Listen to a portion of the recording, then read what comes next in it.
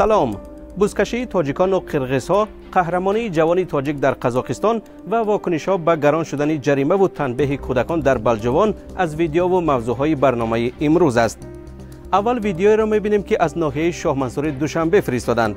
ساکنان میگویند تقریبا نیم سال باز لوله آب در یکی از محله‌ها کفیده و آب به راه برآمده است، ولی کسی آن را تعمیر نمی‌کند.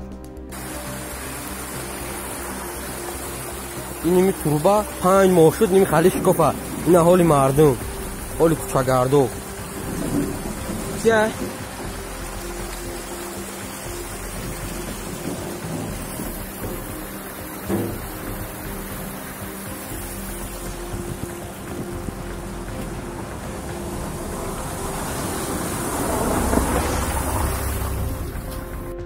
ویدیوی دیگر را کامل جان علیموف ساکنی دهه قزاقانی ناحیه لخش فرستاده است.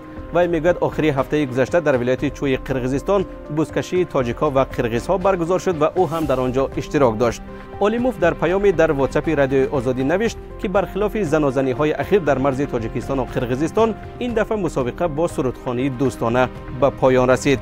آسماندان جامغور severim, buğulu surat severim, kökleri tarsam diye bağırsa. چند ویدیوی دیگر هم داریم که از خارج گرفتیم و در آخری برنامه خواهیم دید. تا آن وقت واکنش کاربران را به خبر بالا رفتن قیمت جریمه ها در تاجیکستان میخوانیم.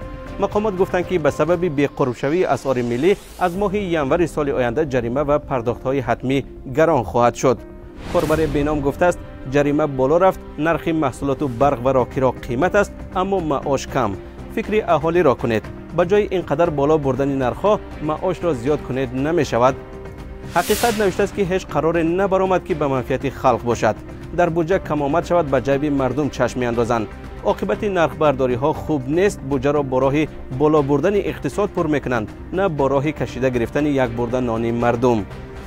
دولت در سامانه رادیو آزادی نوشته است جریمه رانندگانی که دانسته چراغک سرخ را میگذرند به مقابل راه میبرند و در گذرگاه ها به آدمان راه نمیدهند کم است و باید باز هم بالا برده شود.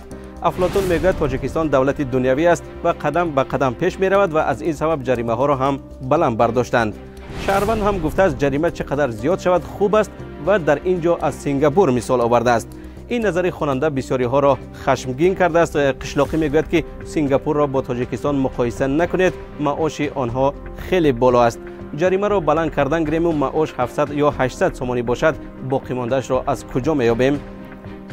تنبیه یا خیمچه زدن چند خواننده در یک مکتب ناحیه بلجوان ولایت ختلان از سوی معلمان نیز کاربران را بی‌طرف نگذاشته است.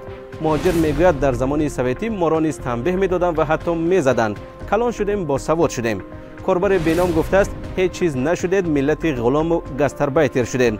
انسان پیشنهاد کرده است که کودکان را با مهر تربیت کنند. اگر گفتنی دارید به این بحث ها همراه شوید.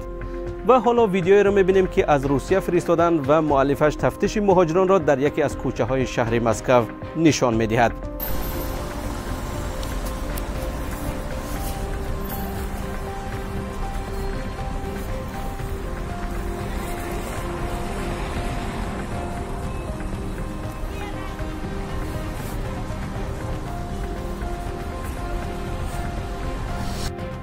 اینچنین عکس و ویدیو را از قزاقستان می‌بینیم که آوازخوان تاجیک مقیم آن کشور نورالله سعداللهیف به ما فرستاده است و به رادیو آزادی گفت که پسرش نوروز نورالله در مسابقه بادی بیلدینگ یا بدنسازی در قزاقستان قهرمان شد و مدال طلا گرفت.